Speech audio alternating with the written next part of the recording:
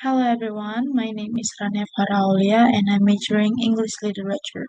So now I want to presentate about constituency. So let's move on to the video.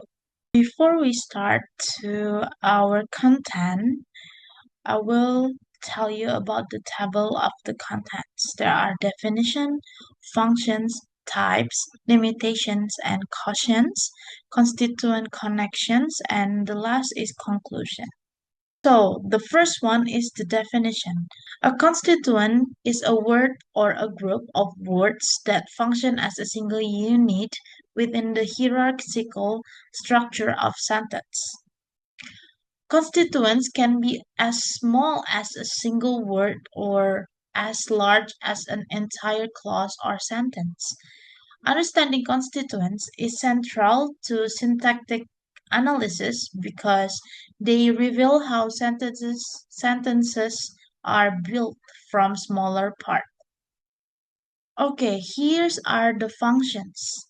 Constituency helps linguists model the rules that govern sentence structure, allowing us to predict which sentences are grammatical and how meaning is constructed. Recognizing constituents is essential for understanding ambiguity, recursion, and the flexibility of natural language. Constituency helps linguists and language learners understand sentence structure and grammaticality, how meaning is built from smaller parts, how sentences can be ambiguous based on different groupings. Now we're moving on to the types. Linguists use several tasks to determine whether a sequence of words from a constituent. Not all tasks work for all types of constituents, so multiple tasks are often applied. The first one is substitution task. If a group of words can be replaced by a single word like a pronoun or do so, without altering the sentence's grammaticality or basic meaning, it is likely a constituent. For the example, the children will stop at the corner. Substitute the children with they. They will stop at the corner. Substitute at the corner with there. The children will stop there. Substitute stop at the corner with do so. The children will do so. Attempting to substitute stop at the or the corner alone does not work, showing these are not constituent. Next, we move on to the movement fronting task. If a group of words can be moved to the front or another position in the sentence and the result is still grammatical, it is likely a constituent. For example, at the corner, the children will stop. Stop at the corner, the children will. Okay, in constructive context, at the the children will stop corner. Ungrammatical. Next is staying alone, answer to question task.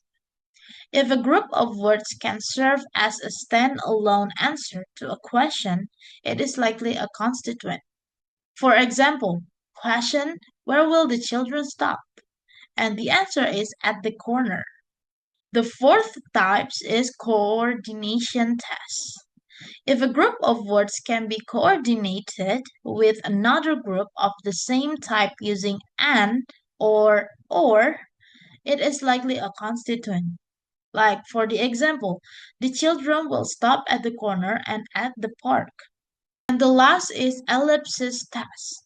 If a group of words can be omitted or elided in certain contexts, leaving a grammatical sentence, it is likely a constituent.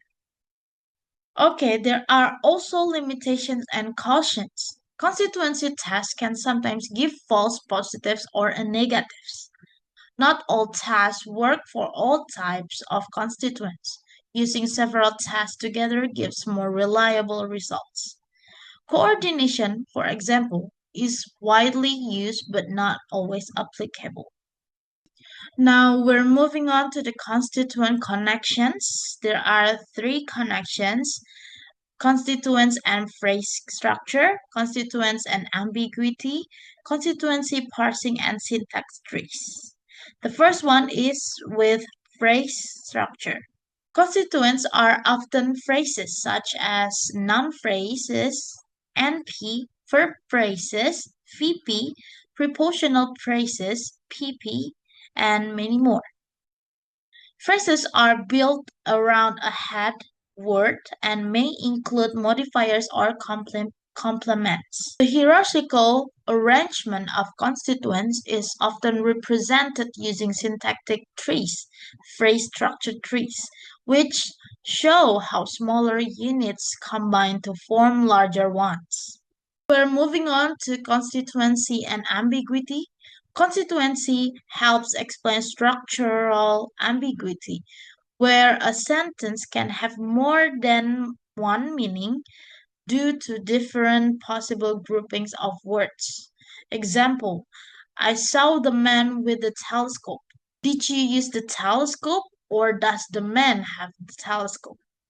The last is constituency parsing and syntax trees. Constituency parsing breaks sentences into their constituent parts and represents them as a tree, phrase structure tree, like I've said before. Each node in the tree is a constituent, and the tree shows how smaller constituents combine into larger ones. Okay, the last is the conclusion. Constituency is a fundamental concept in English syntax that reveals how words group together to form meaningful units within sentences. By identifying constituents, whether single words, phrases, or clauses, we gain insight into the hierarchical structure of language and the rules that govern sentence formation. Various constituency tasks such as substitution, movement, standalone answers, coordination, ellipsis, and clifting, linguists can systematically analyze and confirm which groups of words function as single units. These tests not only help clarify grammatical structure, but also illuminate sources of ambiguity and the flexibility of English sentence construction. Understanding constituency is essential for parsing sentences, constructing syntactic trees, and appreciating the complexity and creativity of language. Mastery of this concept empowers us to analyze, interpret, and generate well formed sentences, deepening our overall understanding of how English and language in general works. Maybe that's all from me. Thank you so much for watching and see you next time.